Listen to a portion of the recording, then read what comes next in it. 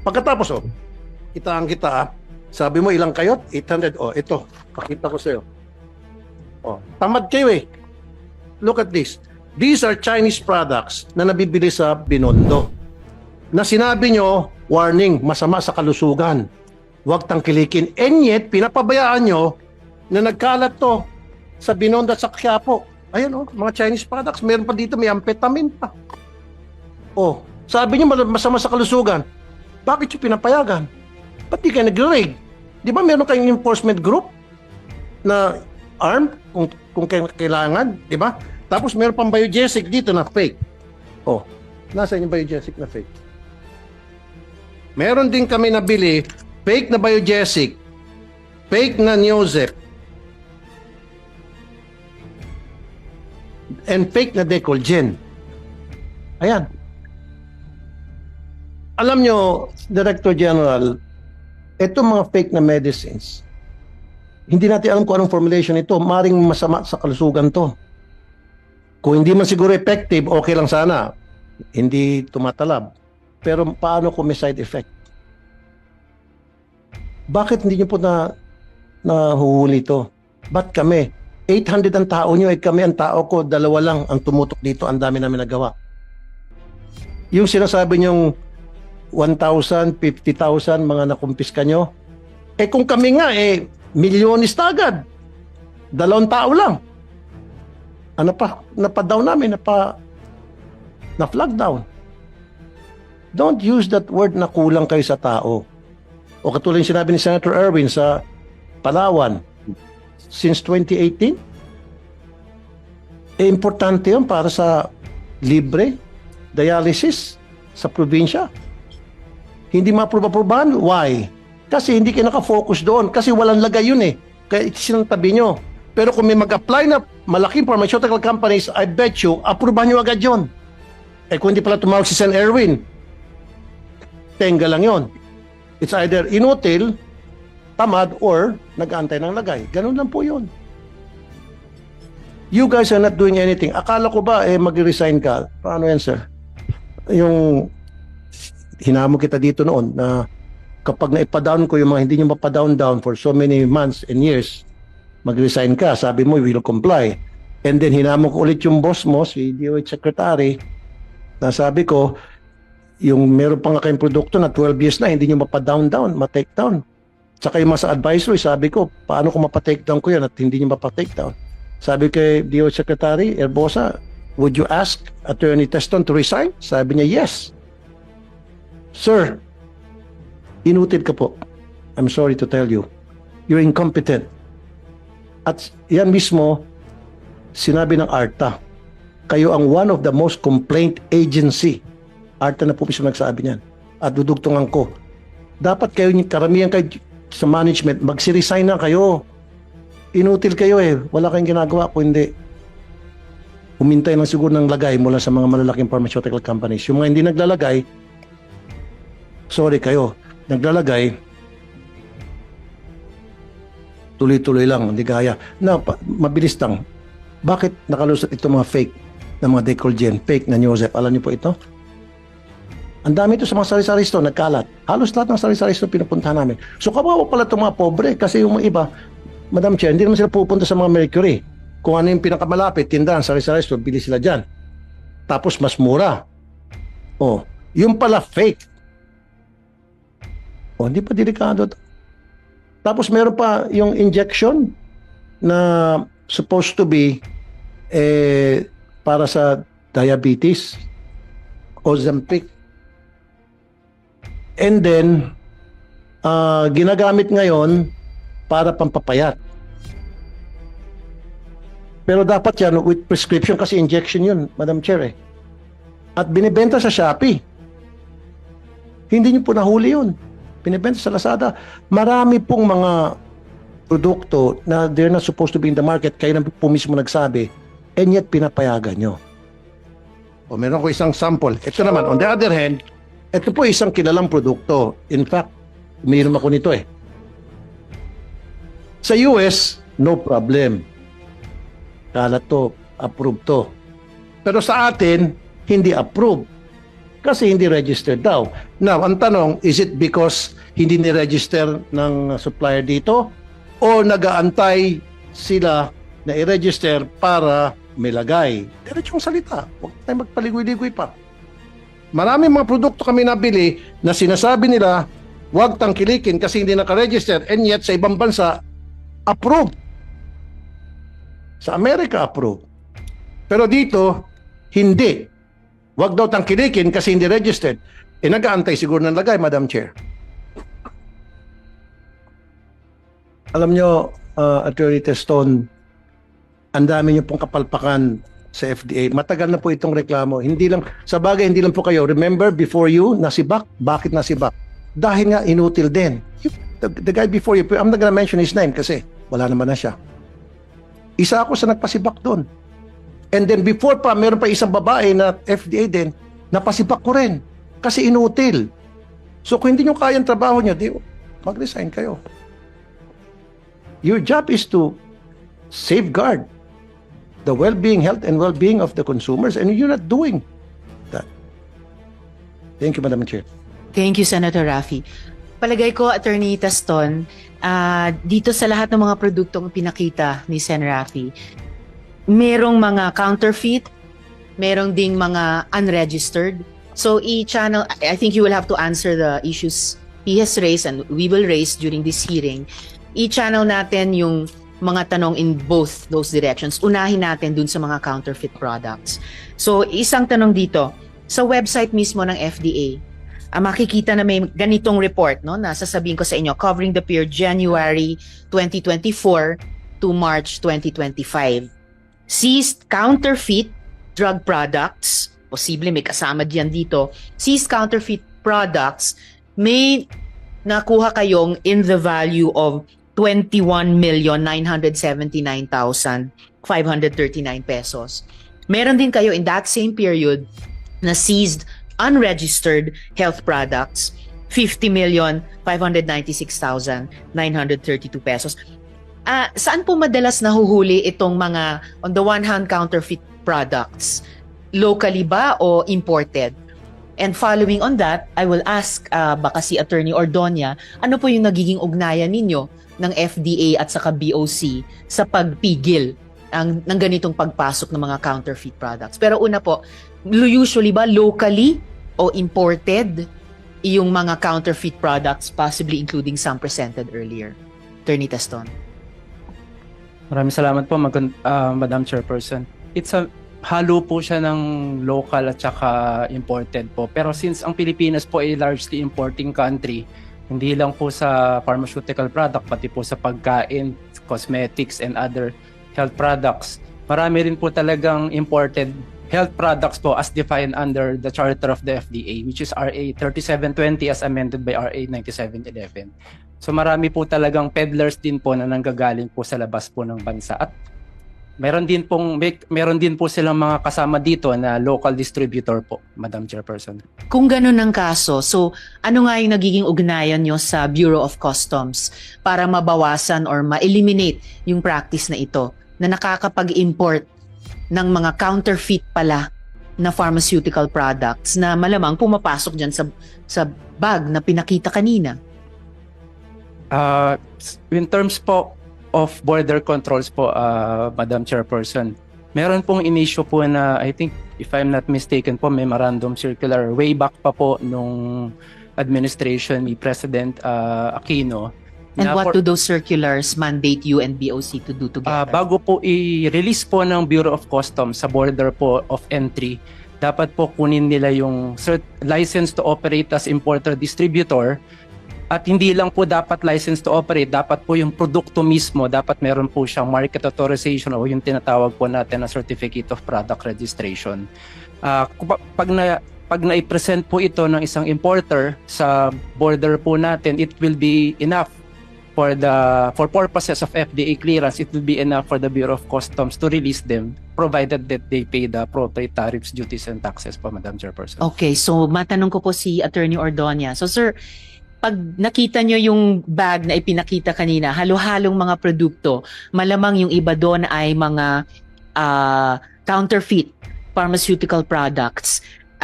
gaano nyo kahigpit o gaano kahigpit na i-enforce ng customs, ng bureau, na bago nyo i-release, mayroong license to operate, may market authorization, may certificate of product registration, ipepresenta sa inyo at kumaga isa-certify nyo sa FDA para mabawasan yung ganitong bag na inilabas kanina na malamang may counterfeit products na kahalo.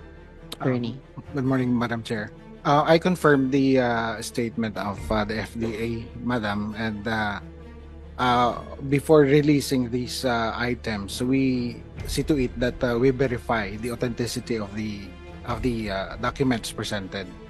And with respect to counterfeit products, we have this office in the bureau, specifically the Intellectual Property Rights Division under the Customs Intelligence and Investigation Service. Our office is mainly with respect to the anti-illegal drugs. Yes, ma'am.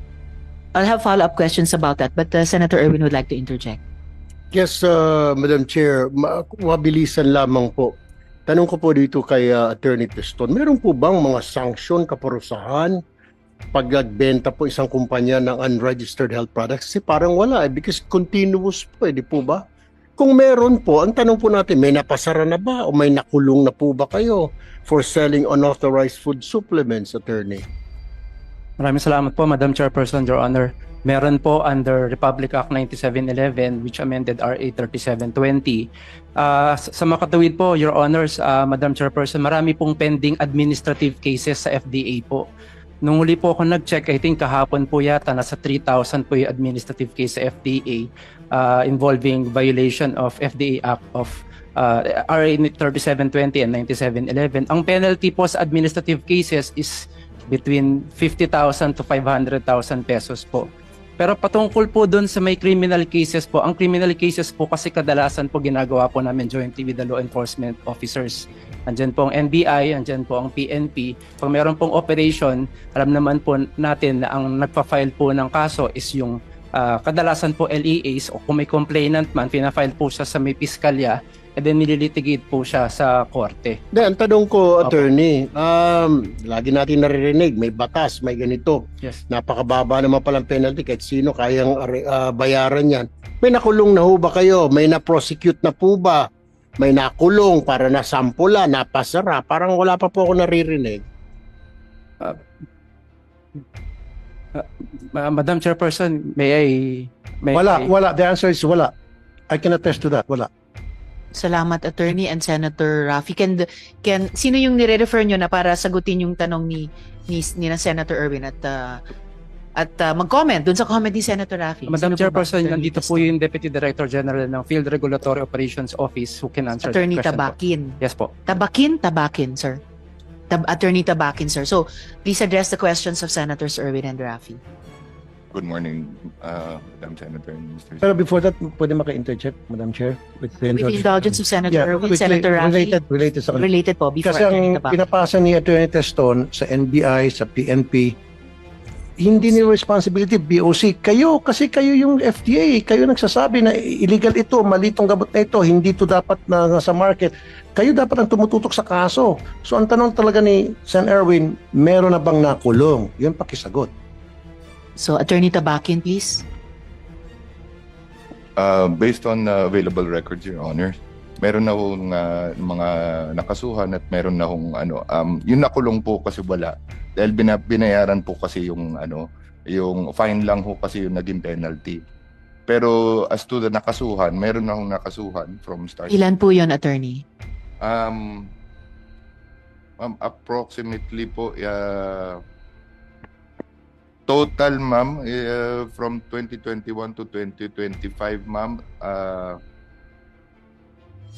100, ma'am, sorry, I wasn't able to capture the total, but from 2021, there were 193 reports, 2022, 357, 2023, 148, 2024, 105, and 2025, 169.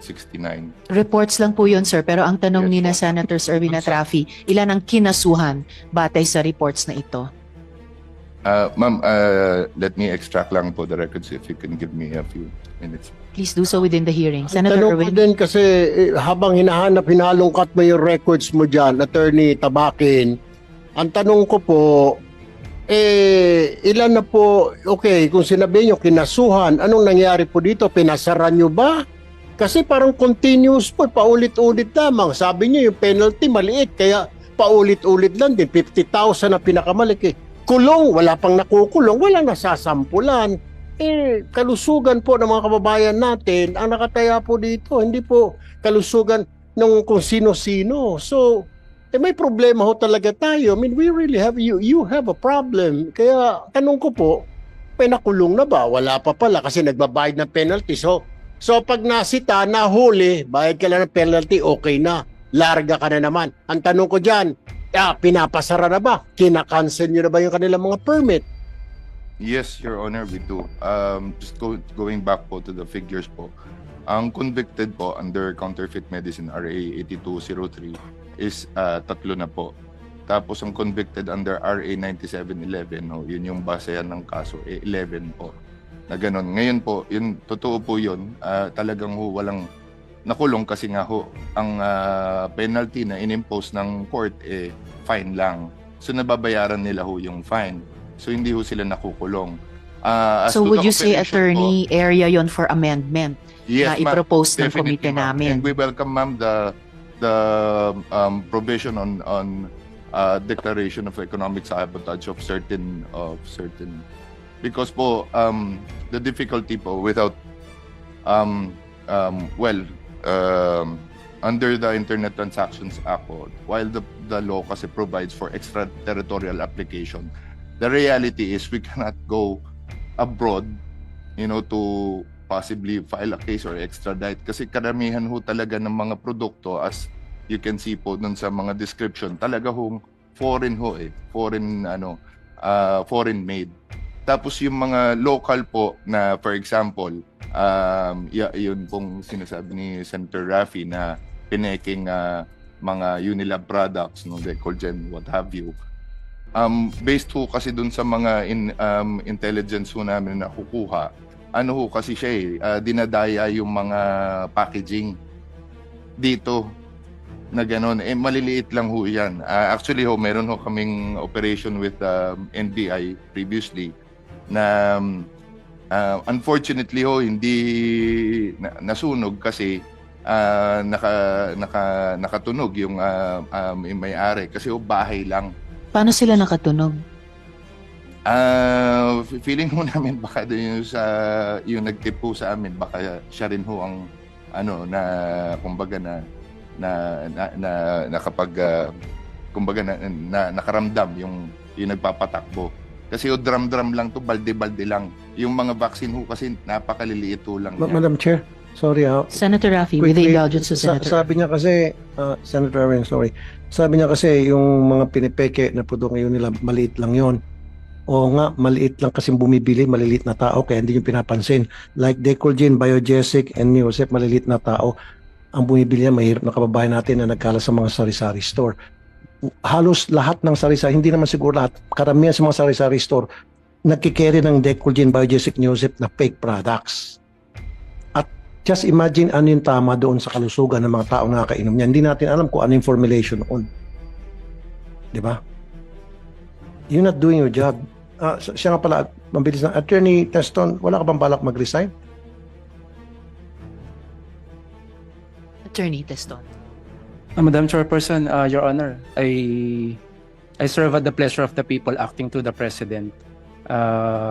Since I assumed office, I devoted my time and effort to this agency to improve. And personally, I think I've expanded the human resource of the FDA and made some advancement.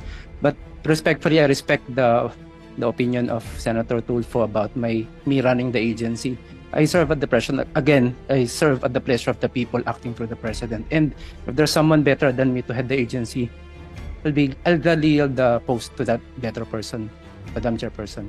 But for now, while I'm still here, since resignation is a voluntary act, I will continue exercising my functions as Director General.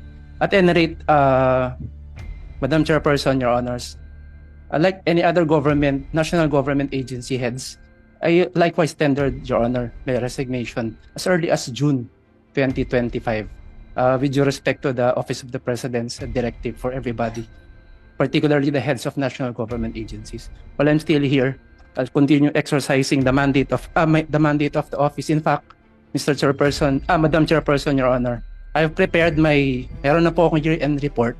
Since I assumed office last May of 2025, I'll be furnishing the committee a copy of my year-end report. And kung pwede ko lang po sanang sabihin, patapos na rin po kami, Madam Chairperson, ng 5-year development plan ng Food and Drug Administration. And we will be submitting it to the Honorable Committee of Health and Demography. Abangan po namin yon, Attorney Teston, and mabuti naman na nag-respond kayo dun sa, kasi hindi po basta-basta lang nagre-raise ng question of resignation ang Senado, and the committee recognizes the seriousness with which pinipursue itong issues ni Senator Raffy. So mabuti at nagresponde kayo kahit papaano doon. So we will continue with the hearing, appreciating yung participation ng FDA, and at the proper time, no, I'm sure mariresolve yung particular na issue iyon. Senator Erwin, you still have the floor.